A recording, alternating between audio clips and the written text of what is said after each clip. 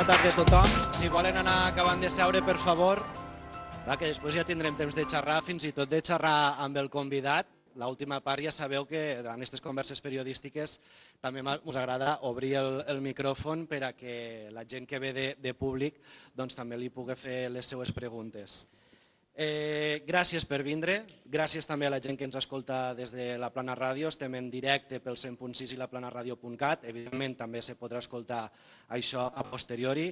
Estem en aquesta nova conversa periodística de la Plana Ràdio, recordeu que ho vam iniciar diverses activitats el 9 de juliol de l'any passat ja, que és la data del 30è aniversari, la que es va començar a emetre de forma regular, diguéssim, i al setembre vam començar ja aquestes converses periodístiques per a conèixer, donar veu a professionals de la comunicació, sobretot del periodisme, i des de diferents àmbits. Tenim aquí algun entrevistat de converses que hem tingut prèviament i avui el tema és internacional perquè tenim el plaer de comptar amb Francesc Millán Ariño, periodista com no planer, cap de la secció internacional del diari Ara. Ha desenvolupat gran part de la seva trajectòria professional vinculada a la informació internacional, com deia, anàlisi geopolítica i la cobertura de conflictes armats. Abans de començar com a tal esta conversa periodística, també tindrem, participarà el regidor de mitjans, Antonio Ollés Molías. Un aplaudiment.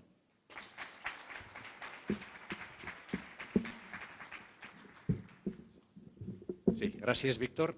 Bé, com bé explicava Víctor, estem en el cicle de converses periodístiques, que penso que va ser una iniciativa molt interessant que van tindre entre Tere i Víctor, per posar en valor aquest any que celebrem el 30è aniversari de la Plana Ràdio. Francesc, pots estar orgullós perquè ha vingut prou gent. Tens aquí a la família, els pares, ben orgullosos que deuen estar. La tieta, vist també per aquí, cosins, molt bé. El nivell està alt, perquè per aquí ja han passat, Josep Maria Aras va ser el que va estrenar el cicle, què he de dir, una persona que pràcticament ho ha fet tot en aquest món del periodisme. Després havies de vindre tu, però penso que va coincidir quan arribava la flotilla a Gaza, va haver algun conflicte internacional. Sí, i vas tindre que dedicar-te a cobrir aquell acte. Vam tindre el Toni Cruanyes, que també va omplir la sala, o sigui que t'he dit que el nivell està altet. Però segur que no ens defraudarà la teva intervenció avui perquè tens moltes coses que explicar. Francesc, jo diria que és un clar exemple d'això que parlem de vegades, el talent planer que marxa fora i per desgràcia és una corrent que és difícil de combatre, és difícil de lluitar contra això perquè clar, la gran ciutat atrau els joves, dona oportunitats i al món rural la veritat és que ho tenim difícil. Ja ens agradaria, aquí l'alcalde, els regidors, intentar combatre aquesta tendència, però som conscients que als pobles les oportunitats són moltes menys i és molt difícil de lluitar contra aquesta tendència que hi ha d'anar a les grans ciutats. Què volia dir? Que veiem l'actualitat del món a través dels vostres ulls i segur que serà molt interessant després el torn de preguntes que te podrem fer i més últimament, ja per acabar, últimament, que des que està Trump, això deu ser un sin vivir. Tots els dies quan es desperteu al matí a veure què ha fet aquest home. Un dia és Nigèria, un altre dia és Iran, un altre dia és Venezuela, un altre dia és Groenlàndia, és un no parar. Suposo que per a un periodista de la secció internacional és el paradís, no?, en el món de les notícies. A mitges. Només ten més, que m'han dit que sigui breu. Moltes gràcies a tots per la vostra assistència i sobretot gràcies, Francesc, per voler acceptar la nostra invitació. Gràcies, Antonio. Una llança a favor de l'Ajuntament de Santa Bàrbara, que fa 30 anys va apostar per una ràdio local i donar feina més que sigui a 2 persones del territori i com fan també altres ràdios aquí a Terres de l'Ebre i arreu de Catalunya. Ara també escoltarem a l'alcalde, a Lluís Gimeno Beguer. Un aplaudiment.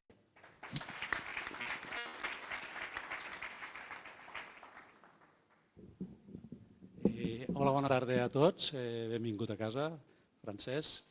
Com sempre, la Tere demana que siguem breus, intentaré ser el més breu possible. Avui, com hem dit, estem a la 4ª jornada de de les xerrades periodístiques que podem anunciar que, degut a l'èxit, les intentarem ampliar. Han passat per aquí diferents, no sinó que diferents persones, sinó diferents maneres de tractar el que seria el periodisme. Hem parlat del començament del periodista, del que seria l'empresarial, en el qual sé que ha sigut el naixement i la cuna de molts de periodistes, en el qual sembla que tu també has estat involucrat, o sigui que el periodisme empresarial al final és la sortida real de la realitat de la feina. Després hem estat parlant del que seria periodisme mediàtic, sense cap tipus de dubte. Vull dir, la televisió, al final, una persona pública de televisió, al final el que fa és que sigui un periodisme mediàtic. Després hem parlat d'un periodisme de divulgació, un periodisme específic, vull dir que hem anat tocant tots els temes, i avui realment tenim el plaer de tindre aquí al Francesc, que a l'hora de la veritat ens vindrà a parlar de no solament el que seria el periodisme, sinó que ens ficarà en qüestió tot el que seria la internacionalitat de totes les coses i a més de les coses complexes. Quan parlem de guerres, parlem de geopolítica, parlem de decisions que al final i a la fi són les que acaben manant-nos tot el que estem fent nosaltres durant tots els dies. I aquestes decisions a vegades tenen uns altaveus tan potents i a la vegada com si haguéssim tan mediatitzats que una visió d'un planer amb sinceritat, correcte, i amb una visió clara, aquí en aquest petit foro de petita gent que som aquí, realment ens pots donar una visió diferent de la que estem veient tots els dies, perquè la visió que estem veient tots els dies, ara avui en dia, a dia d'avui, sembla que Gaza no existeix, que Rússia no està invadint Ucrània perquè tenim una capacitat de manejar el foco i al final no fem anàlisis. I per això agraït d'aquesta feina, que divulguéssiu aquesta feina de lo que seria anàlisis, perquè al final l'anàlisis al final és el que ens genera opinió a tota la gent. Gràcies, Francesc, i benvingut a Santa Bàrbara, que evidentment és casa.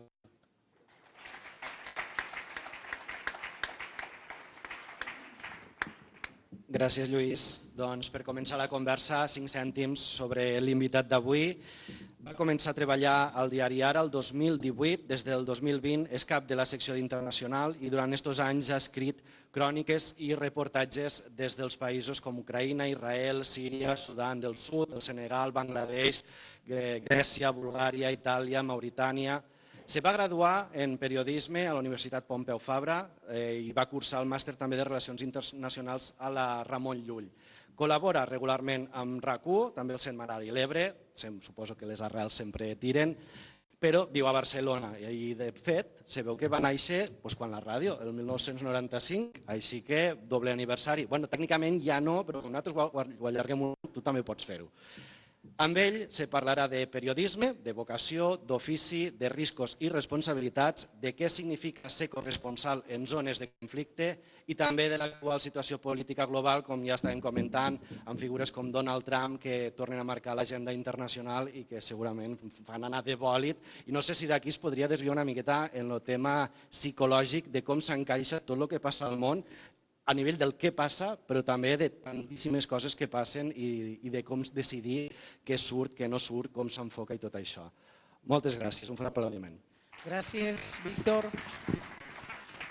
Moltes gràcies també a tots per acompanyar-nos, perquè de fet aquestes converses periodístiques nosaltres les podríem portar a terme a través de la ràdio i quedar-vos a casa i escoltar el mitjà. Però l'interès que pensem que poden tenir fent-ho obert en públic és que després vosaltres també podeu participar i podeu traslladar-li aquestes preguntes precisament al Francesc, que és el convidat d'avui. És veritat, n'hem tingut 4 ja de convidats amb ell i aquestes converses encara en tenim uns quants més de periodistes aquí de Santa Bàrbara, per tant intentarem intentarem convidar-los a tots en la mesura de les seues agendes, que són complicades. De fet, ell havia de ser el que havia d'obrir aquestes converses periodístiques i no va poder ser perquè, clar, està supeditat a tota l'actualitat. I jo recordo que quan li vaig dir fiquem data ja per a este 16 i dic, però sobretot que Trump no et crida i que no te n'hagués d'anar als Estats Units perquè si no, no sé què farem. Gràcies a Olis de Santa Bàrbara, gràcies al restaurant Diego d'aquí de Santa Bàrbara, que són també qui ens recolzen en aquestes converses periodístiques a part de l'Ajuntament.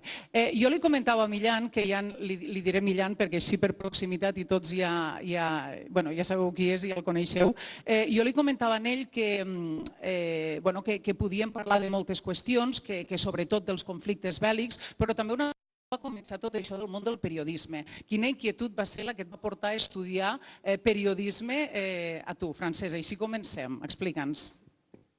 Bona tarda a tothom. Jo primer que tot m'agradaria donar les gràcies per haver-me convidat i també volia fer una reivindicació aprofitant que és a dir, crec que som una generació, jo soc de la generació de la Plana Ràdio, tinc 30 anys, i crec que som una generació molt orgullosa de ser de les Terres de l'Ebre. Jo ho intento reivindicar sempre allí on vaig, és a dir, jo primer que tot soc de Santa Bàrbara, després soc de les Terres de l'Ebre i després ja ve tot l'altre.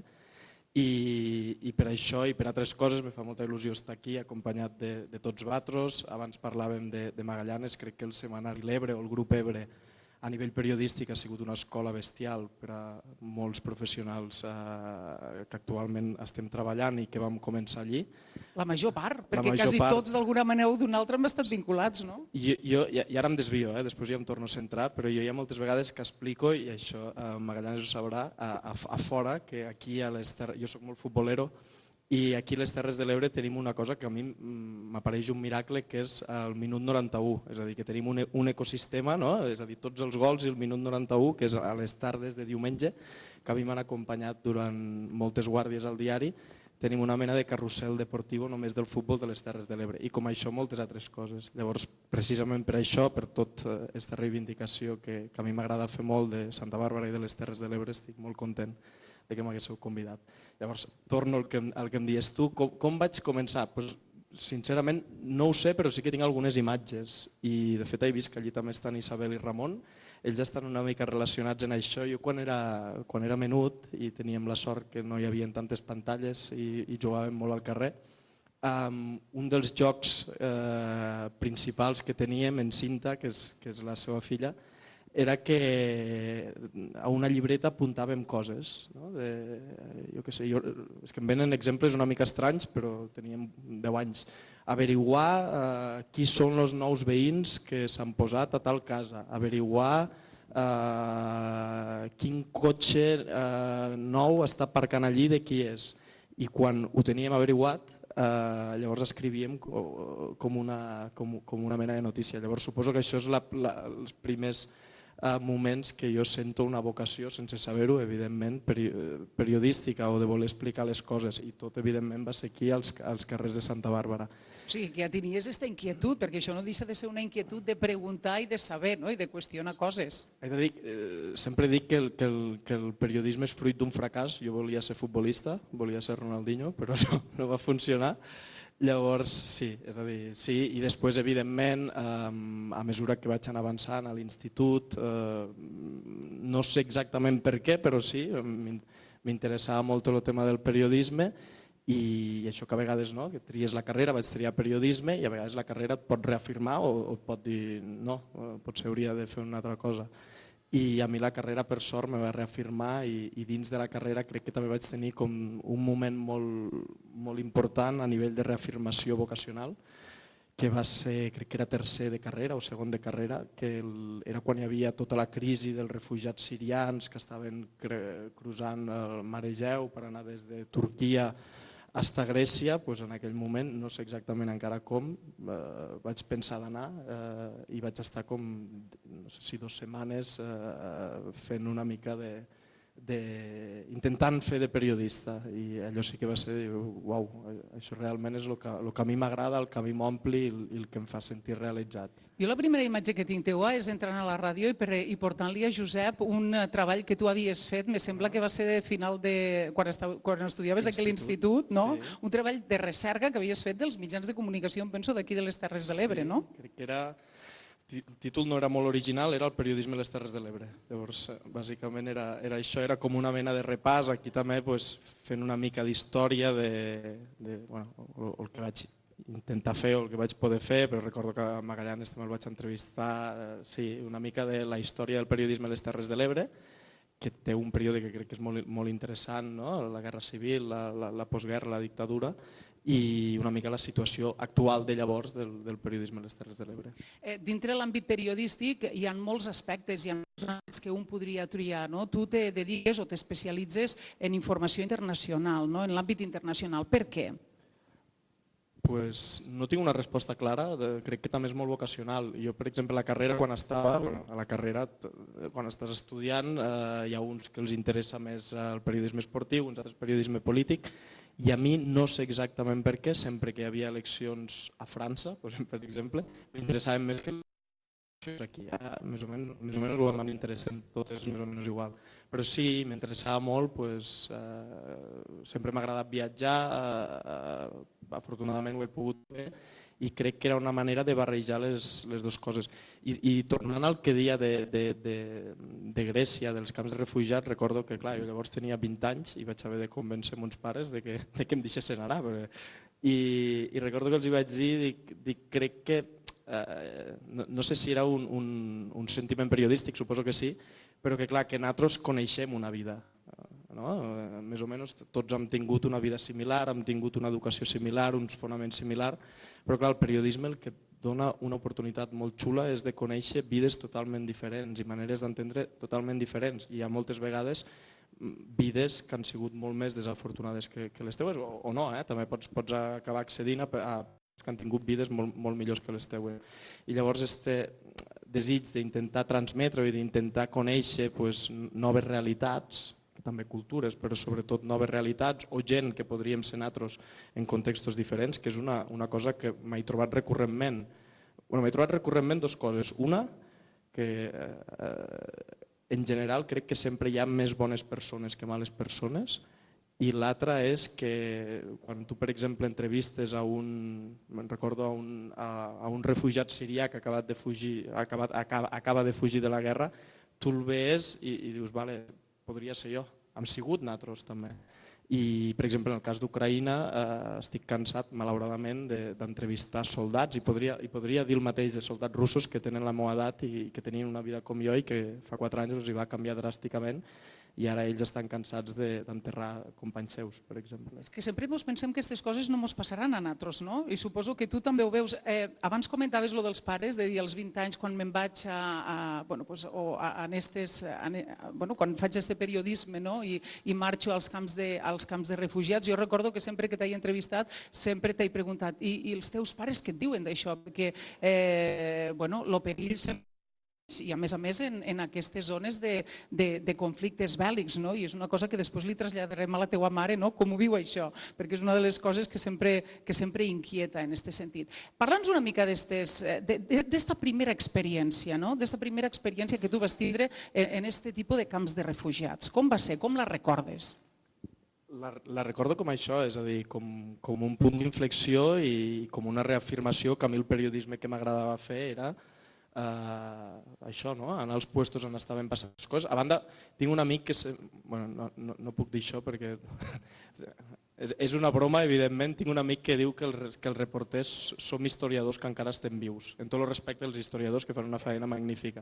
Però és veritat, és a dir, la sort de a més estar un mitjà que aposta per anar als puestos on estan passant les coses és que tu estàs anant als puestos que són història o que es convertiran en història. Llavors, per exemple, en aquest cas va ser una mica el punt d'inflexió. A mi, evidentment, en 20 anys me va impactar moltíssim perquè era gent molt desesperada que estava fugint d'una guerra molt dura com era la de Síria, que després, per casualitats de la vida, he pogut anar a Síria just quan va caure el règim, I jo recordo que en aquell moment una de les coses que sí que me'n recordo és que em va impactar bastant personalment, tot i que penso que el periodista mai ha de ser el protagonista, i en els anys he après a gestionar-ho millor i a agafar una mica de distància sense agafar distància. Aquesta és una altra qüestió, com se gestionen després les persones, els professionals, els periodistes que esteu allí, com gestioneu el viure una guerra de prop, com gestioneu el fet de poder parlar amb una persona, ser testimoni i que després aquesta persona vagis l'any següent i ja no te la trobes perquè hagi mort. Tot això com se gestiona? També jo crec que va a caràcters i que ho aprens a gestionar per experiència, com gestionar una metgessa, un metge, una infermera, un infermer, haver de conviure cada dia en malalts terminals. Vull dir, també a mi, per exemple, se'm faria molt més difícil.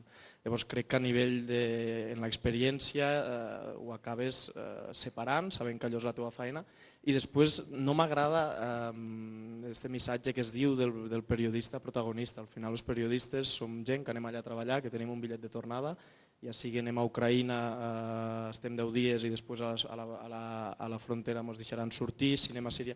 Vull dir, al final crec que centrar-ho en el periodista, que si quan arriba a casa està 3 dies una mica més baix d'ànims, és equivocat, vull dir, perquè al final els periodistes simplement són vehicles d'intentar transmetre la història del que està passant allà i els relats d'aquelles persones que realment són les que ho estan patint cap al públic general. Per tant, intento surt d'una manera natural, reitero que crec que és molt que al final acabes entenent que allò és la teva feina i intentes que l'impacte sigui el mínim. Parla'ns d'aquesta habilitat que heu de tindre per a captar i per a trobar aquestes històries, perquè clar, jo entenc que en zones de conflicte tothom té alguna història que et pot explicar i que són històries complexes i doloroses, no? Però com se capten aquestes històries que després omplin els diaris i com se decideix, esta la trio i esta no, d'això parlo, d'això no? Mira, és una bona pregunta i és una pregunta que jo a vegades m'intento contestar molt i crec que vaig trobar la millor resposta fa un temps, que és quan a tu truca, per exemple, amb uns pares o un amic i jo estic allà, què és el que primer li explico? Normalment és el que a mi m'ha sobtat més, i, evidentment, en tot el rigor i fent-ho des d'un punt de vista molt professional. Pues una mica això és el mateix, també és veritat que quan anem en aquests contextos que sobretot estan marcats per l'actualitat, la magnitud de l'aconteixement és tan gran que és que tot és important, diguem. Llavors, a partir d'aquí, sí, una mica el teu criteri. Aquí també hi ha una altra feina, perquè quan tot és important també s'ha d'anar triant. Jo crec que al final és una mica, sí, fer valdre una mica el teu criteri d'intentar saber seleccionar en tot allò que tu has vist. Això és una mica, evidentment, des de l'objectivitat, però al final també és una feina que és bastant subjectiva. Ets tu qui tries, ets tu, sobretot quan vas a fer crònica, quan intentes transmetre com se viu, per exemple, un cap d'any a una ciutat com Kíev en guerra, ja fas tu una tria. Però sobretot és això, és intentar fer una tria que sigui bastant honesta en tot allò que s'està vivint. Un periodista també entenc que ha de ser un bon observador, perquè recordo un dels articles que tu vas escriure que et vas trobar uns joves que havien escapat, és a dir, eren uns desertors de guerra, i vas poder parlar amb ells i vas poder escriure un article. Vull dir, també has d'estar molt a l'aguait del que veus, vull dir, perquè a vegades aquestes troballes són per casualitats o per estar molt pendent també. I això és a dir, sí, evidentment hem de ser observadors i normalment les millors històries, hi ha moltes vegades que quan marxem a cobertures intentem fer un planning de quina història publicaré el dissabte, quina diumenge. El millor que et pot passar és que aquell planning que tu tenies se t'acaba trastocant tot, és senyal que la realitat t'ha sorprès a tu mateix. Llavors, jo per exemple crec que sempre les millors, i no m'agrada parlar de millors i pitjors, però les històries, podem dir, més interessants que he escrit, que he publicat, les he trobat una mica de casualitat. Quan vols planificar molt l'entrevista, ho posaré en exemples que serà més gràfic.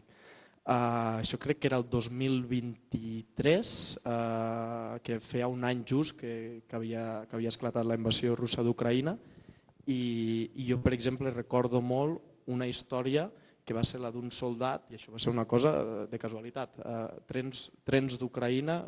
Ucraïna és una mica un paisatge de Segona Guerra Mundial. Jo em vaig haver d'acostumar els primers dies perquè jo només ho havia vist en pel·lícules de la Segona Guerra Mundial, les estacions plenes de soldats anant-se'n cap al front, tots ja uniformats, despedint-se de mares, de pares, despedint-se de dones, de fills, de nòvies, del que fos. Aquells trens, que a banda són molt antics perquè encara són de l'època soviètica, que van en compartiments, que van encara en carbó i que se'n van cap al front, tot nevat, vull dir, el paisatge t'impactava. I això ja és una cosa que has d'explicar, perquè a l'Europa del segle XXI, que tots anem en el nostre mòbil a la butxaca, que fem bromes en intel·ligència artificial, estava en una guerra que de paisatge és molt similar a la Segona Guerra Mundial i de tàctica militar, ara potser canviat una mica, recorda molt a la Primera Guerra Mundial. Llavors jo crec que això és una de les coses importants que has de transmetre, que la humanitat és un bucle i que podem avançar molt en una cosa però que tornem a ensopegar en la mateixa pedra. Doncs torno, per exemple, en aquell viatge, a mi una de les frases que més me va arribar, jo anava a un compartiment cap al front, a un d'aquells trens, i pràcticament no hi havia civils, tot eren soldats, i jo anava com a periodista i anava una traductora que treballava en natros per a fer traduccions. I el soldat que anava en natros a dins el compartiment d'un dels vagons estava parlant i li vaig dir a la traductora, dic, me pots traduir què diu? I em diu, parla en sa mare. Dic, i una de les frases que jo la tinc aquí li va dir, mama, no saps com trobo a faltar les teues patates frigides. És a dir, jo crec que aquesta frase explica molt millor una guerra que qualsevol anàlisi que pugues fer, que qualsevol peça informativa sobre el tipus d'armament que s'utilitza, perquè al final, malauradament, les guerres sobretot són persones, majoritàriament homes joves, en uniformes diferents i lluitant i morint. Llavors, per exemple, això és una cosa que vaig trobar de casualitat. Després també a Ucraïna recordo que va haver un bombardeig molt gran a Kyiv i típic que quan hi ha el bombardeig al cap d'un rato vam anar al puesto on havíem bombardejat i també hi havia les entrevistes més programades de testimonis i tal. I jo recordo molt una dona que va sortir i per a mi aquella va ser la imatge que va sortir, li van dir, quan passa una cosa així, normalment part de la casa queda destruïda i et diuen intenta agafar alguna cosa. I ella va sortir en una imatge d'una, no sé si era la Verge Maria, aquella dona en el moment la Verge Maria i fotos del seu home que estava mort. Llavors, clar, la imatge aquesta també diu moltes coses d'una guerra. Diu que les fotos, a vegades quan se pregunta què t'emportaries si haguessis de deixar a la casa, les fotos i estos records. Suposo que a la gent que està aquí li venen moltes preguntes, a mi també moltíssimes, amb tot el que estàs explicant, perquè, per exemple, com vos organitzeu? És a dir, tu quan vas en zones de conflicte, quan vas a Ucraïna, què és el que necessites? És a dir, necessites una persona que t'acompanyi, un traductor, una traductora. Com s'organitzen aquest tipus de sortides, com si diguéssim? Primer que tot, necessites una mica de temor. Això està molt bé, perquè diuen, i és veritat. Jo no sé si en té ell molta de temor, No, sí, vull dir, està bé tenir una mica de temor o respecte, perquè si no és quan pots cometre imprudències. I això jo, per exemple, abans de marxar a Ucraïna, a on sigui, és a dir, a qualsevol lloc de conflicte, evidentment abans fas una mena de planning i en un periodista local... Fas planning, però tu no coneixes la zona? Llavors t'ajudes molt, és a dir, tu contractes indirectament a un periodista local, que és una figura que és molt important, que es diu fixer, que et fa una mica d'organitzador, traductor i guia. Llavors, organitzador, per exemple, si jo aquella vegada vull fer una història, per exemple, l'última vegada vaig fer una història de com soldats vius, crec que ho vam titular així, soldats vius salven soldats morts al front d'Ucraïna. Hi ha una cosa que és bastant habitual en guerres, que quan un company cau hi ha un equip especialitzat de soldats que va recuperar el cos, perquè és molt important per a dignificar la mort d'un soldat i intentar recuperar el cos. Per exemple, jo uns dies abans li vaig dir, en aquest cas la periodista se diu Olga, li vaig dir, Olga, m'agradaria mirar de fer aquesta història. I ella, per exemple, prèviament ja t'intenta trobar els contactes per fer aquesta història. I llavors, sobre el que tu dies, hi ha la part de seguretat. També confiar molt en les persones que estan allà és intentar fer una mica de planning de on vols anar i d'aquells llocs on vols anar, quins són prou segurs per anar. Això al final jo sempre li dic a Olga, en el cas d'Ucraïna, de l'1 al 10, quin risc tenim. Jo, per exemple, depèn de la situació, un risc 8, 9, 10 no l'accepto, hi ha periodistes que sí. Llavors, a partir d'aquí, la situació evidentment pot canviar. Ens ha passat d'anar a ciutats que en un principi eren risc 6 i acaba sent risc 8 i has de marxar corrents. I això evidentment sempre està obert a la improvisació, però és molt important planificar els viatges, tot i que, reitero el que deia abans, que també el bonic d'aquests viatges és que et sorprenguin una mica en el bon sentit, evidentment. I quines són o quina és aquesta situació de risc que has patit i que pugues explicar, no? Que vas estar allí i vas dir m'ho hem salvat de pèls, no? Perquè suposo o m'ho hem salvat de pèls o no sé, que t'hagi sorprès, que hagués estat en una situació complexa. A veure, sobretot jo recordo... Ara que no mos escolta ningú. Ja ho saben tot. Jo recordo una nit de Reis que sí, que era una ciutat que es diu Pokrovsk, que està al Donbass, Ucraïna també, i de fet és una ciutat que ara ja han conquerit els russos i un bombardeig molt fort i un bombardeig que cada vegada les bombes caïen més a prop d'on estaven nosaltres. I pensar per primera vegada de dir ui, quina temor. Llavors sí, però no sé, és un context molt particular. Per exemple, en aquesta ciutat recordo, i a vegades tu també pots fer algunes previsions que no acaben funcionant. En aquesta ciutat jo ja havia estat a un altre viatge i l'hotel on jo havia dormit i el restaurant on sopàvem cada nit l'havien destruït perquè havia caigut una bomba. Llavors vam dir, què fem? Anem a uns apartaments que en principi són més segurs, tal. Aquell dia vam tenir la mala sort que a Rússia li va venir bé bombardejar a prop de la zona on estàvem. Llavors sí, has de marxar corrents, has de buscar un refugi i no sé, jo em vaig estar tot el rato mirant un gat perquè no sabia què. Aquestes expedicions com surten? És a dir, això ve d'una manera immediata de dir és a dir, com s'organitza tot això des d'un diari? Arriba d'un dia per a un altre o ho planifiqueu amb temps o ara, per exemple, m'on hem d'anar a Venezuela, m'on hem d'anar a Croàcia, tot això que heu de... Hi ha de tot, és a dir, hi ha les dues coses. Pot passar que, per exemple, ara a finals de febrer se compleix el 4º aniversari a Ucraïna i per tant és bastant probable que molts mitjans de comunicació ja de forma planificada tornen a Ucraïna pel tema de l'aniversari i després te pot passar que ara de cop surt demà Trump i diu que hi ha un alto el foc a Ucraïna i veuràs a l'aeroport del Prat o de Madrid molts periodistes que se'n van de cop. A mi m'ha passat d'estar... va passar aquest any, que jo, com m'ha dit Víctor, soc de l'any de la Plana Ràdio, havia organitzat una festa molt xula per a celebrar els meus 30 anys i uns dies abans se decideix, no recordo ara què havia passat, però se decideix d'anar a Israel i jo vaig tornar d'Israel un dia abans de la festa del meu cumpleaños. O per exemple a Síria també em va passar que de cop ningú s'ho esperava i hi ha una contraofensiva dels rebels, arriben a Damasc i fan caure el règim i en un dia decidim que vaig a Síria. Llavors, no sé què és millor, depèn, però sí, hi ha unes que són més planificades i unes altres que te les marca l'actualitat, igual que estos dies, per exemple, Groenlàndia, que s'ha tornat a posar d'actualitat, hi ha hagut periodistes que han anat a Groenlàndia. Molt bé, o sigui, tu també pots anar a Groenlàndia, no ho saps, de què depèn?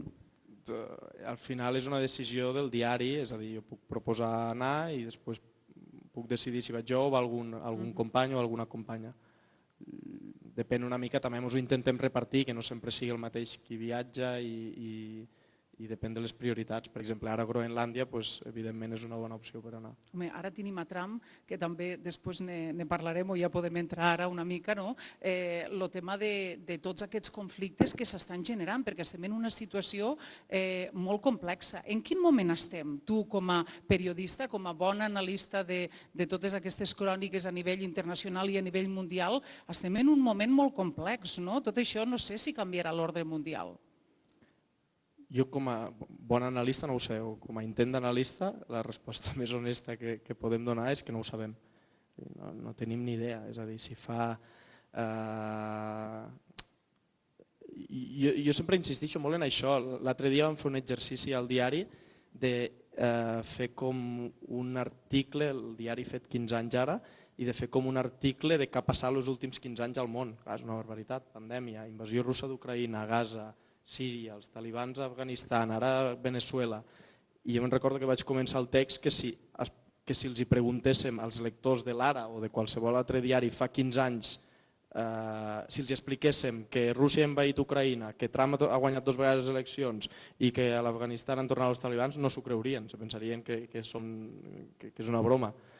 És que estem en una dinàmica com molt imprevisible i malauradament, ara per exemple, crec que qui marca les pautes d'esta dinàmica és un president molt imprevisible, que ha tornat a la Casa Blanca, crec que mostrant una versió molt més radical, crec que d'alguna manera s'ha tret la careta i ja no s'amaga. Si un dia diu que atacarà Colòmbia ho diu i possiblement ho farà, si un dia diu que detindrà Maduro ho diu i ho farà, i jo crec que Groenlàndia possiblement, si ho diu, ho farà. De tot això, jo, i per a no avorrit, diguem, tampoc, perquè crec que és un tema, però jo crec que aquí el gran repte, que tots estem ara en Venezuela, jo crec que el repte més important i la preocupació més gran que hauríem de tenir és Europa, perquè és qui es troba en una situació més compromesa. Perquè tens l'amenaça de Rússia per l'est, has vist que dels Estats Units possiblement ja no te'n podràs tornar a fiar mai més i ara estem en un moment de vulnerabilitat política, geopolítica, inclús econòmica, bastant bèstia, però sobretot política i geopolítica, perquè durant molts anys Europa ha confiat molt de donar la seguretat del continent als Estats Units, l'energia a Rússia i el comerç a la Xina. I ara has vist que Rússia t'ha envaït un país i has hagut de tallar tot això i ho has hagut de tallar malament i buscar alternatives que veurem com acaba sortint, que tens un president que t'està amenaçant en envair un país que forma part de la Unió Europea i de l'OTAN i que de la Xina tampoc te'n pots fiar perquè tot és tan opac que no crec que s'hauria de destinar allí molt. I a més, jo sempre penso, explicant-ho d'una manera molt senzilla i planera per la gent que no n'entenem d'aquestes qüestions perquè seguim molt les coses d'aquí del territori, però ens fa falta molt d'aprenentatge, evidentment, en aquest àmbit. Sempre penso que les guerres sempre hi ha molts interessos, veiem en Venezuela amb el tema del petroli, interessos polítics, interessos de riqueses i al final el que passa aquí és que la gent, la ciutadania es mor, se maten uns contra els altres i qui ho acaba pagant és el poble.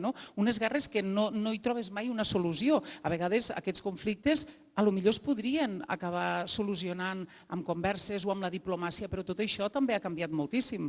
Abans la diplomàcia també podia fer les seues coses, però és que ara sembla que ja no arriba enlloc, no? Jo crec que ara és un moment que tot se val i que hem normalitzat això, que mirem el que ha passat a Gaza, és a dir, hem normalitzat una cosa tan bèstia com el que ha passat a Gaza i se li ha intentat trobar justificacions. Evidentment, el que va passar el 7 d'octubre a Israel és una barbaritat, va ser una massacre, jo vaig poder veure-ho i a mi se'm posaven els pèls de punta, però evidentment això no t'ha de justificar el que ha passat després a Gaza. I una mica sí, la sensació és esta, que no funciona res per a trobar la via diplomàtica i malauradament els que sempre ho acaben pagant és la població civil. És una conversa que tinc molt en soldats ucraïnesos.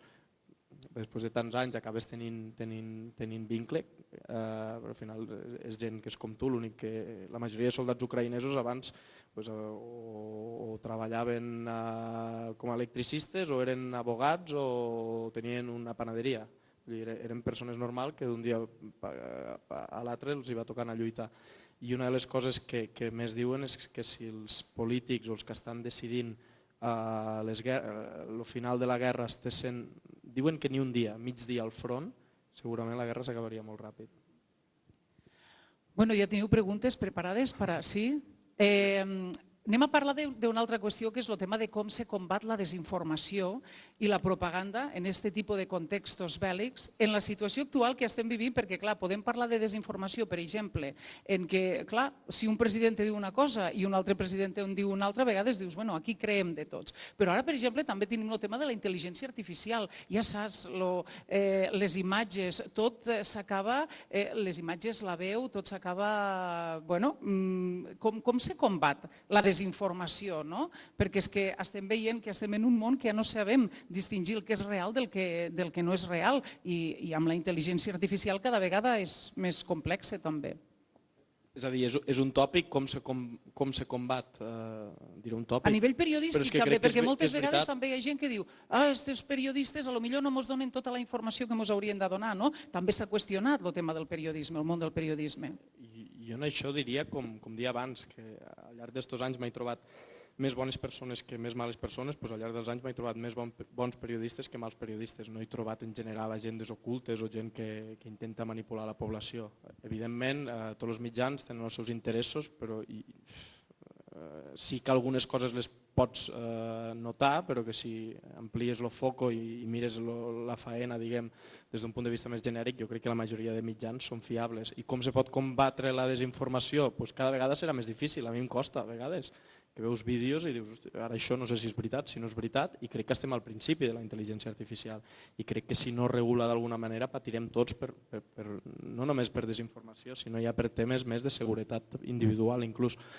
Llavors, com se combat, dia que és un tòpic, però és veritat, donant confiança als mitjans de comunicació, ja sigui la Plana Ràdio, sigui el Setmanari L'Ebre, sigui el Diari Ara, sigui el New York Times. Vull dir, els mitjans de comunicació precisament se dediquen a informar, no a desinformar. I hi ha moltes vegades que la gent s'espanta quan diuen no, és que si he de llegir les notícies de l'Ara o del País he de pagar 10 euros al mes. Bueno, doncs és que la informació té un preu, diguem, i més a un moment com avui, i 10 euros al mes, evidentment hi haurà gent que no s'ho pot permetre, però en general crec que tots molts acabem gastant d'alguna altra manera. Com és el teu dia a dia com a cap de la secció d'Internacional? Què fas tu al diari? Al diari? Què fas el dia a dia? No, doncs, clar, és a dir, la meva vida canvia molt quan estic a Barcelona, quan estic viatjant. Quan estic a Barcelona, doncs, bàsicament, és una cosa que a vegades costa entendre el meu entorn perquè em diuen sempre tens canvis de plans, però és que malauradament la meva feina implica molts canvis de plans. Però a vegades perquè ho entengui la gent sempre els dic tu cada dia has de fer un producte des de zero, perquè inclús a nivell de coordinar un equip, clar, si fos un setmanari i no un diari podries fer una planificació de tota la setmana.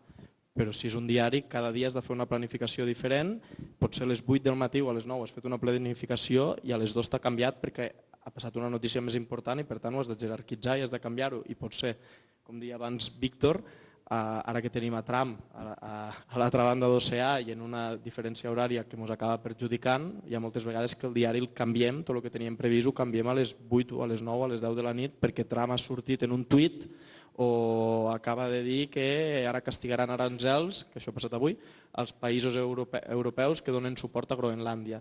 Llavors, bàsicament és molt això, és a dir, el meu dia a dia és molt d'intentar pensar el diari que sortirà, la secció d'Internacional que sortirà el dia següent al diari, planificar el que es pugui i aconseguir que el dia següent hi hagi una secció d'Internacional al diari. Fem broma a vegades amb els companys que crec que no ha passat mai, crec que no ha passat mai a cap diari, que algun dia un diari no surte, però hi ha vegades que t'asseguro que dius són les 10 de la nit, jo no sé si això sortirà, però sempre acaba sortint. Però a més, vosaltres ara mateix, en el munt de notícies que ens dona Trump, vull dir, tenim per omplir diaris, no? Sí, mira, una de les parts de la meva feina és fer-li anar dit, no, però terapeuta a la corresponsal de Washington, perquè està pobra, fa poc que ha arribat i va anar precisament perquè hi havia eleccions i possiblement guanyaria Trump i està... Clar, també té un impacte d'estrès i de salut mental i haver d'estar sempre treballant en aquesta pressió de que tot pot canviar, de que això que has escrit pot ser diferent d'aquí 2 hores, doncs és cansat. Llavors sí, tot està una mica obert fins que no es tanca el diari, que és a les 12 de la nit.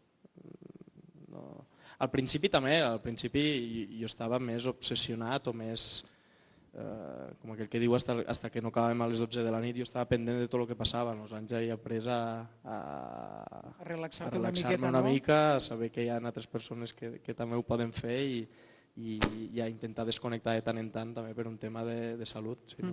Sempre esteu en contacte amb els corresponsals de cada zona on teniu algun corresponsal? Sí, depèn molt evidentment de l'actualitat internacional. Ara qui més està pringant és la corresponsal de Washington, fa uns mesos era el corresponsal d'Israel i del Líban per tota la situació que hi havia allà.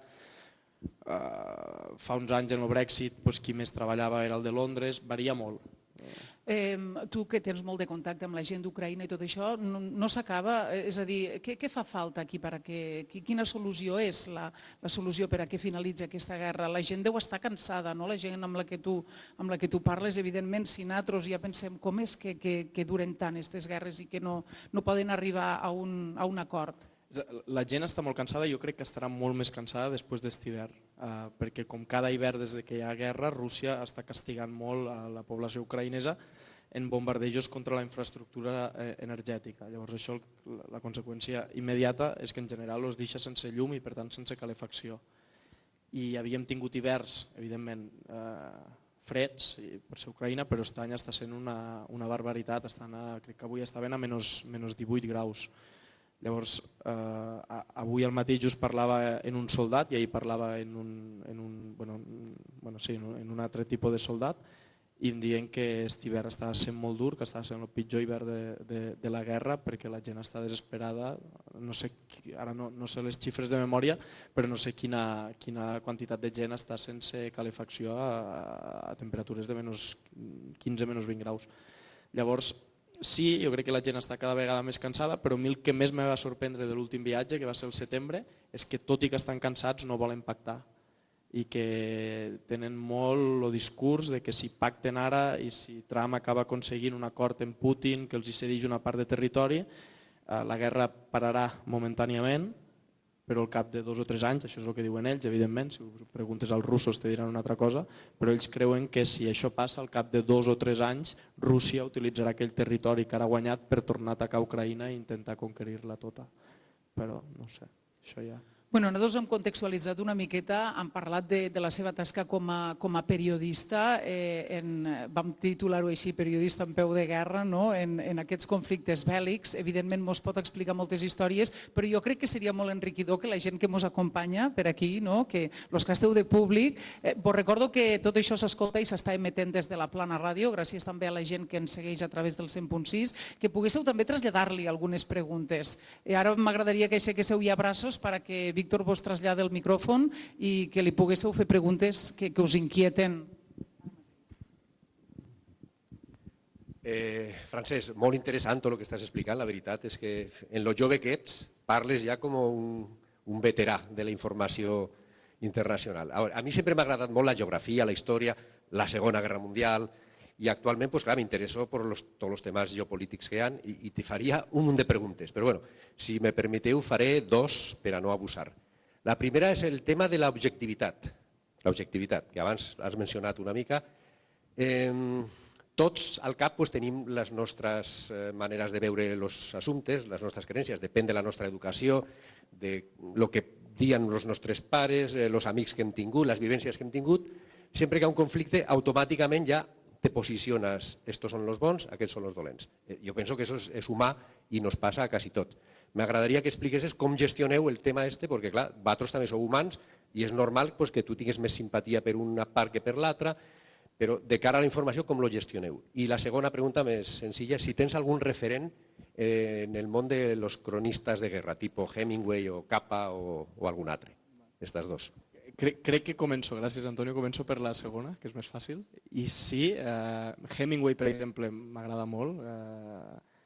Té un llibre de Por quién doblan las campanas de la Guerra Civil, que crec que és una de les millors, tot i que entre cometes és mig ficcionat, és una de les millors cròniques que s'han escrit d'una guerra, jo diria que a la història contemporània. Perquè també hi ha una cosa, i ara m'enrotllo, però a mi a vegades també de les guerres el que m'agrada és trobar les coses així una mica la mirada paral·lela o la mirada alternativa, que una guerra no tot el rato són bombes, tot el rato és gent morta, tot el rato són funerals. Evidentment això existeix, això ha de ser el principal perquè és la part més greu i la part més fosca, però jo sempre que he intentat d'alguna manera fer aquestes cobertures també m'agrada molt. Per exemple, va haver un any que me'n vaig anar a passar el Cap d'Any a Ucraïna i vaig anar a una festa, a una discoteca, que estaven celebrant la nit de Cap d'Any. Això també és una guerra. És a dir, com la gent intenta resistir d'alguna manera a recuperar la normalitat. I això és el que més pront veus. Com la gent, malgrat la guerra, la mínima que pot, intenta recuperar la normalitat perquè també és un acte de resistència, inclús un acte de resistència política, en el cas d'Ucraïna, contra l'agressor. I després te diria un altre referent, a mi que m'agrada molt i tinc la sort de que és amic meu, Plàcid García Planas, de La Vanguardia, que és un tio que crec que és, jo crec que és el millor reporter de la història recent d'Espanya. I sobre la primera, l'objectivitat, sí, jo crec que a mi a vegades és un tema que em preocupa, perquè tampoc m'agrada que, per exemple, ara dona la sensació que tot el que envolta Rússia és dolent, tot el que envolta Israel és dolent, i això no és absurd. Crec que hi ha moltes vegades que, per exemple, en el cas d'Ucraïna, editorialment tots els mitjans ens han posicionat en una línia editorial molt pro-ucraïnesa, molt pro-europea, però perquè també ha sigut fruit d'una agressió i d'una invasió i per tant d'una cosa molt poc justificable. Després també has d'entendre el context històric de l'expansió de l'OTAN que s'havia pactat d'alguna manera en Rússia i l'OTAN no va fer cas i va anar. A mi hi ha vegades que sí, que em disgusta la manera com simplifiquem les guerres i els conflictes i jo estic segur que, mira, precisament hi ha un llibre de Hemingway que diu això, que a la Guerra Civil Espanyola que hi ha un moment que un soldat republicà veu des d'un turó a uns soldats franquistes i diu, estic segur que si anés allà, diu, ens acabaríem fent amics, acabaríem sopant junts i acabaríem jugant a cartes. És una mica, no tots, és a dir, ara Rússia no és el dimoni, Israel no és el dimoni, evidentment, a banda acaben sent decisions molt concretes de mandataris molt concrets. I fa relativament poc, a l'abril, vaig tenir l'oportunitat d'entrevistar un soldat rus, que és una cosa difícil i que crec que com a mitjans occidentals hauríem de fer més, intentar parlar també en la part russa, i jo vaig empatitzar molt en aquell noi, perquè precisament aquell noi era un xaval de 24 anys que l'havien obligat a anar a lluitar. Llavors, clar, tots els soldats russos són... No, vull dir, la realitat és molt complexa i està bé entrar en matisos. Per tant, sí, hi ha vegades, per exemple, el tema d'Israel i Gaza, evidentment el que ha fet Israel a Gaza és injustificable, és una barbaritat, crec que tardarem anys a entendre la magnitud de tot el que s'ha fet allà i d'aquí uns anys tots tindrem encara més vergonya de la que tenim ara, però no tots els israelians són Netanyahu, no tots els israelians ara són el dimoni i també s'ha de posar o s'ha de subratllar que l'atac que va haver el 7 d'octubre va ser una barbaritat també. Llavors això va ser una de les coses que a mi em van sorprendre més quan vaig anar a Israel després de l'atac del 7 d'octubre, com aquest sentiment de greuge que tenien. Per tant, sí, a vegades és difícil ser objectiu, perquè, i més avui en dia en el tema de les xarxes socials, de les modes, de que tot s'acaba viralitzant i pareix que tots ens hem de posicionar d'alguna manera, però jo crec que en general els periodistes d'Internacional diria que som de les seccions més objectives, perquè tampoc tenim moltes pressions. És a dir, jo fa poc que tu, Tere, dies el tema dels 2 soldats ucraïnesos era una crítica al govern ucraïnès, perquè eren 2 soldats que havien desertat. Sí que pot ser quan vas a periodisme més polític d'aquí pots rebre més pressions més properes, el periodisme esportiu crec que soc consumidor de periodisme esportiu però l'objectivitat no és el seu fort, però sí, és a dir, a mi sí que hi ha moltes vegades que intentem ser objectius i crec que hem de ser objectius però hi ha vegades que costa. Aprofito mentre vaig a portar el micròfon per alguna pregunta més.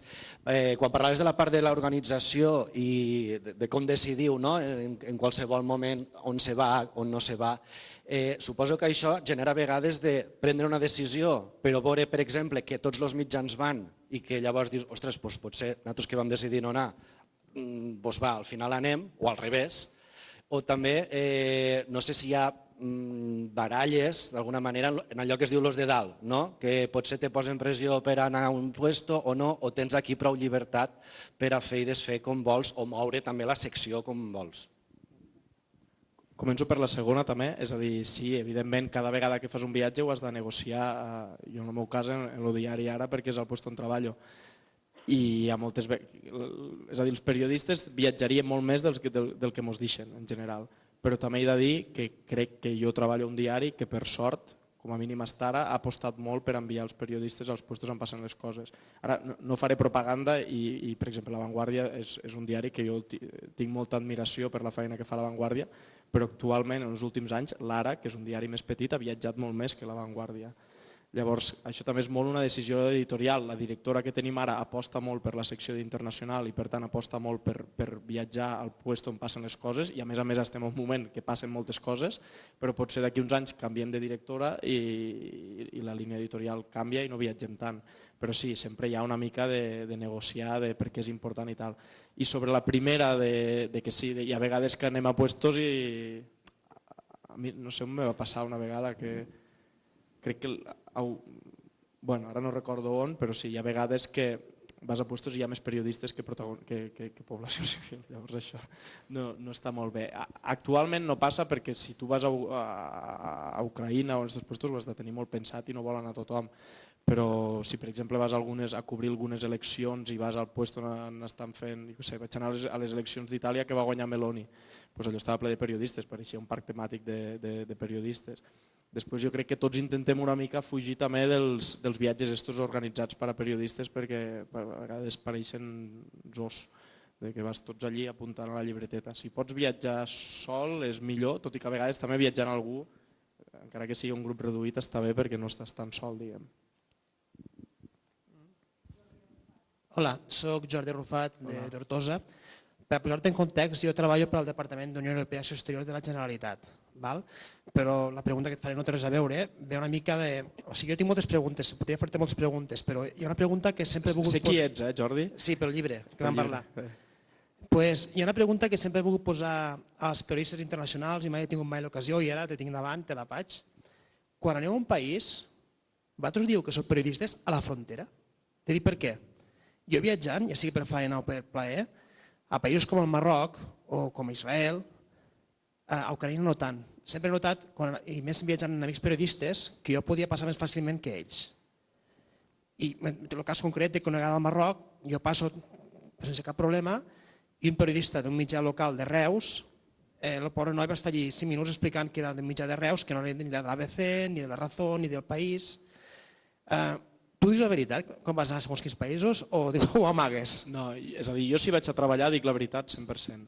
I a mi dir la veritat una vegada em va salvar de tenir problemes. A Ucraïna, per exemple, també podries amagar-ho, però després si tens en contextos tan, jo què sé, com ara per exemple Ucraïna, guerra oberta, necessites una acreditació de l'exèrcit per a moure't, necessites un bon seguro, necessites avisar l'ambaixada espanyola que entres a dins per si passés alguna cosa. Llavors en aquests llocs jo crec que alguns sé que ho fan, però jo ho veig una irresponsabilitat pel que et podria arribar a passar i perquè també pots posar en problemes a gent del teu voltant o contactes teus. Llavors jo sí, sempre, per exemple, a Israel, quan vaig entrar també, acreditació de periodista, tot i que llavors és veritat, a mi, per exemple, a Israel, quan vaig entrar em van tindre retingut 1 hora i quan vaig sortir 1 hora més. I són controls molt durs, bueno, durs tampoc, l'únic que et pregunten, potser la mateixa pregunta te la fan 3 vegades. Doncs sí. I potser fan 3 vegades la mateixa pregunta per a veure si les 3 vegades contestes el mateix. Llavors jo en general sí. Si vaig a treballar sempre dic que sóc periodista i hi ha vegades que vaig d'oci que també ho acabo dient perquè al passaport me veuen sellos molt estranys i em pregunten tu, millor que pensen que sóc periodista que terrorista. Llavors no, me va passar una cosa, entrar als Estats Units fa 2 estius que clar, em van veure, tenia un sello d'Ucraïna, de no sé on més, i em van apartar i em van dir, escolta, tu ets soldat, perquè tens este sello. Llavors us vaig haver de demostrar que havia escrit coses des d'Ucraïna com a periodista. Però sí, jo recomano sempre dir, una cosa si vas de vacances pots dir el que vulguis, però en general ho acabo dient.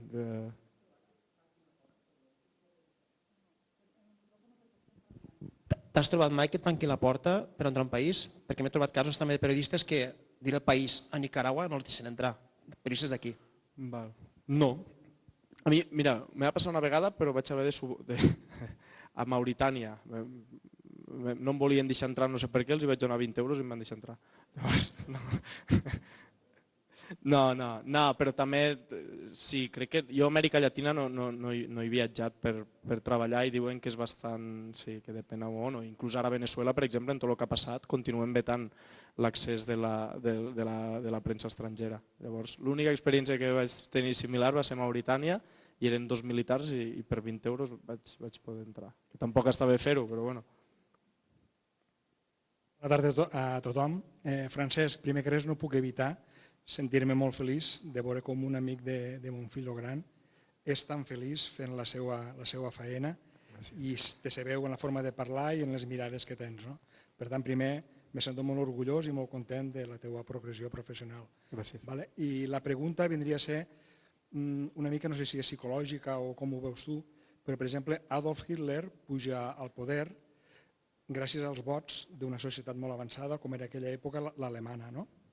I una mica com veus o com veu la teva corresponsal als Estats Units, si els demòcrates poden guanyar, perquè penso que si considerem tots o estem consensuant que el problema és Trump, hem de treure Trump del poder, com pot ser que tants de milions i milions i milions de persones tan intel·ligents, alguns i alguns no, dels americans poden votar a Trump i com és possible això? És a dir, els demòcrates què han de fer per a remuntar i per a treure a Trump del poder?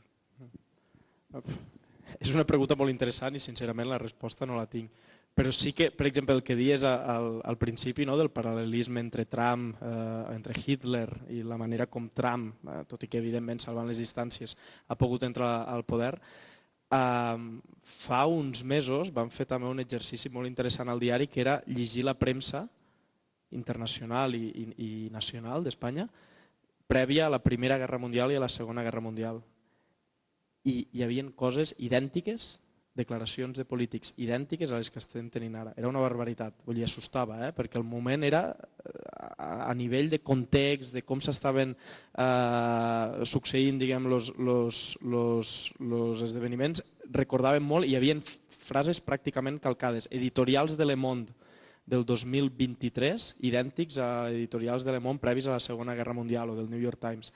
Això no vol dir que haguem de tenir una tercera guerra mundial, però tampoc podem obviar que estem en un moment molt delicat i que crec que, el que deia abans, que si fa 10 anys algú ens hagués preguntat que a França s'estaria intentant reinstaurar el servei no obligatori però voluntari militar, doncs tots estaríem una mica sorpresos o que estaríem invertint tant en defensa. Llavors, pel que fa a Trump, jo crec que és, com diuen ara, com ho diuen ara, una onada d'extrema dreta global, és a dir, que Trump és evidentment d'alguna manera el líder o el màxim exponent, però que després això ho tenim a Europa. Ara les enquestes, no pronte, però d'aquí en els pròxims 4 anys hi ha d'haver eleccions a França i a Alemanya. Als dos puestos les enquestes diuen que els favorits és l'extrema dreta. Una Unió Europea que té els dos països més importants governats per l'extrema dreta, crec que també ens hauria de fer temor a tots. I sobre els demòcrates, jo crec que han quedat molt desfigurats, molt destrossats. No sé fins a quin punt va ser bona idea recuperar o intentar forçar una segona legislatura de Biden. Crec que també el canvi de Biden a Kamala els va perjudicar moltíssim. I jo recordo una cosa, que esta setmana se complirà el primer any de mandat de Trump. Li queden 3. I en un any, totes les barbaritats que ha fet, a veure com venen els 3 pròxims anys. Sí que és veritat que ara, des que va guanyar l'alcalde de Nova York, que és demòcrata, el Mamdani diuen que podrien agafar-se aquí i que l'estan ja una mica preparant per en aquests 3 propers anys fer una mica de contrapès i tornar a fer reviure els demòcrates. Però també és veritat que mentrestant Trump una de les coses que ha fet és que ha incrementat d'alguna manera, jo crec que es pot dir, persecució política, persecució judicial, i que cada vegada d'una manera o d'una altra està acumulant més poder. I la corresponsal que dius tu, Ernesto, ella té directament ja molta temor no només de la deriva autoritària del govern de Trump, sinó també de com això s'està traslladant als carrers. El tio aquell que l'altre dia li foten un tiro a la gola, el Kirk, que era com un influencer seu. Després ara les redades aquestes antiimmigració que van matar una. Clar, tota aquesta violència que es transmet des d'un govern se trasllada als carrers i la polarització. Però sí que és veritat que dona la sensació que els demòcrates continuen estant una mica en fora de joc perquè és que Trump ho acapara tot, ens acapara a nosaltres l'agenda informativa. És que ho acapara tot. Serà moltes coses, però una de les coses que és que és un molt bon, no sé si dir showman, comunicador o estratega, però que a vegades ridiculitzem una mica la figura de Trump com si fos un tio que està boig, però crec que tot està més estudiat del que pensem.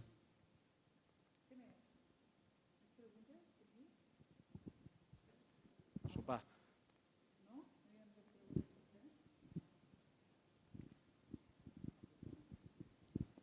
Bueno, a mi sí que m'agradaria que la mare mos expliqués una mica com viu tot això, no? No sé si li costaria o no, el tema de quan ell se'n va, no? En aquests països, en conflictes bèl·lics, una mica com ho viviu això a casa? Jo abans que digui res salvo ma mare i jo sempre li dic una cosa i crec que és veritat i és objectivament veritat, que tinc més probabilitats de que m'atropelli una moto a Barcelona que em passi alguna cosa a Ucraïna. A partir d'aquí...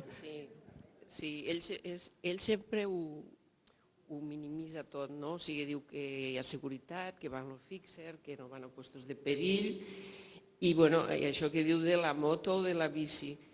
A veure, nosaltres, claro, pues, no estem tranquils, no? Però com a la vida passa, pues, gestionem les coses diferents que al principi. Jo recordo la primera vegada que va anar a Idomeni, que bueno, que als 20 anys se n'anés sol a Idomeni, jo què sé, ens vam imaginar, jo què sé, perill i coses que realment allí no hi havia perill, però bueno, nosaltres ho vam viure així.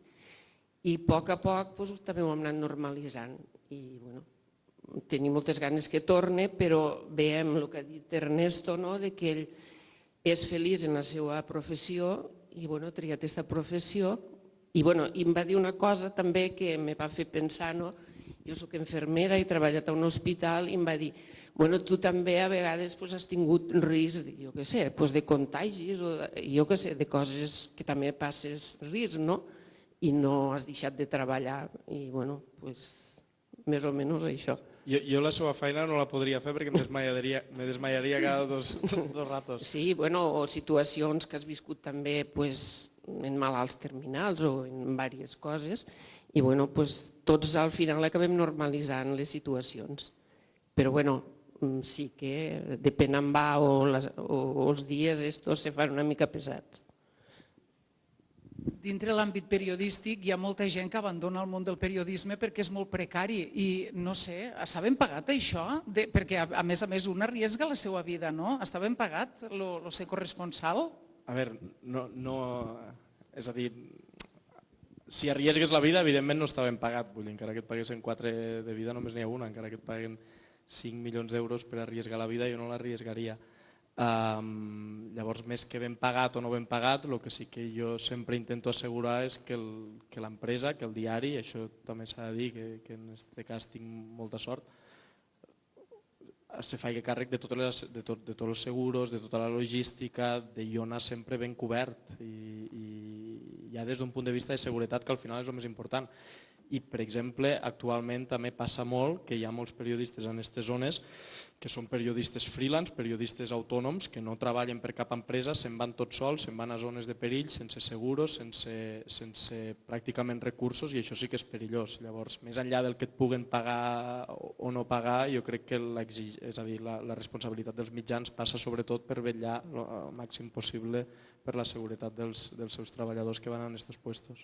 Estava buscant perquè, a part de, dins l'àmbit periodístic, l'altre dia vaig veure a través de les xarxes socials que ara precisament, em sembla que és el dia 24, estàs al CCCB fent, el dia 23, una taula rodona sobre l'ordre mundial i la democràcia que moderaràs també, no? És una activitat, vull dir que en l'àmbit periodístic també fas moltes altres coses, abans ho comentàvem, no? Col·labores en RAC1 o fas, o moderes en l'Ebre o moderes aquest tipus de taules rodones? Sí, bueno, al final també són derivades de la faena i, per exemple, en aquest cas, el cap de setmana que ve, l'Ara organitza com un congrés de xerrades i una d'elles és de l'ordre global, que jo li hagués posat desordre global i, bàsicament, intentar moderar-ho.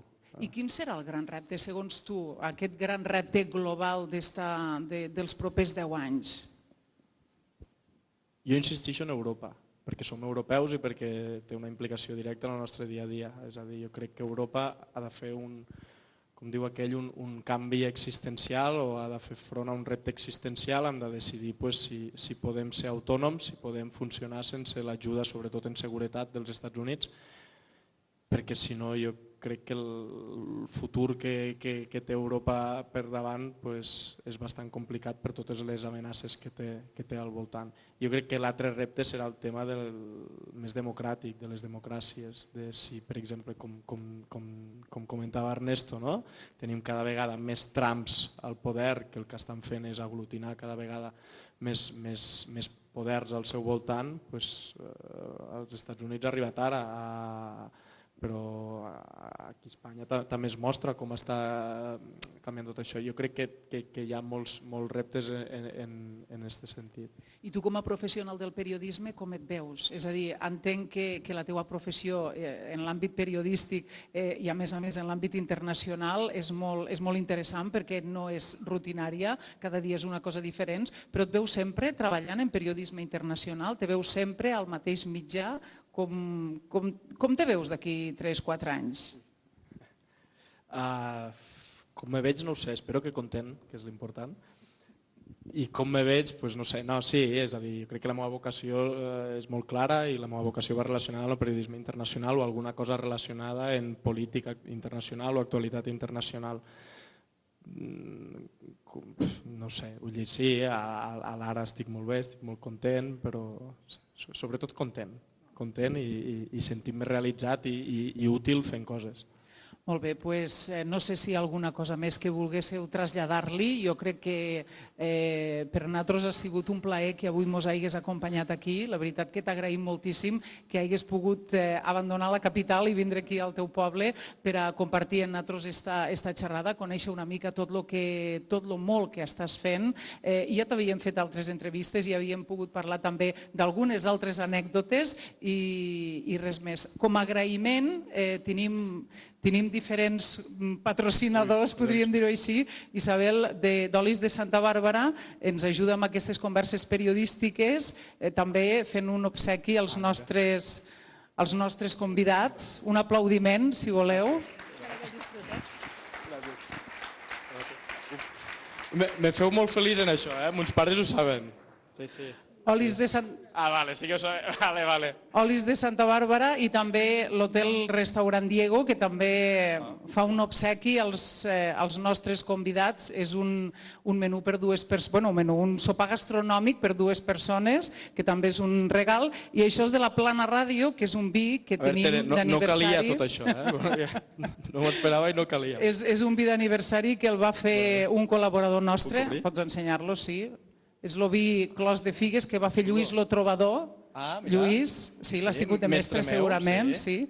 I el va fer en motiu dels 30 anys de la Plana Ràdio i també l'obsequiem a la gent que ve en aquestes converses periodístiques. Me fa molt content tot, Tot de la terra. Moltíssimes gràcies a tots. I no calia, però bueno. Moltes gràcies a tu. Nosaltres seguirem, segurament la propera conversa serà ja al mes de març, dins el Març Lila, que coordinarem en Anna Panisello, i segurament tindrem una dona periodista, també d'aquí del nostre poble, que vindrà com a convidada, però encara no us podem dir ni la data ni quina dona periodista serà.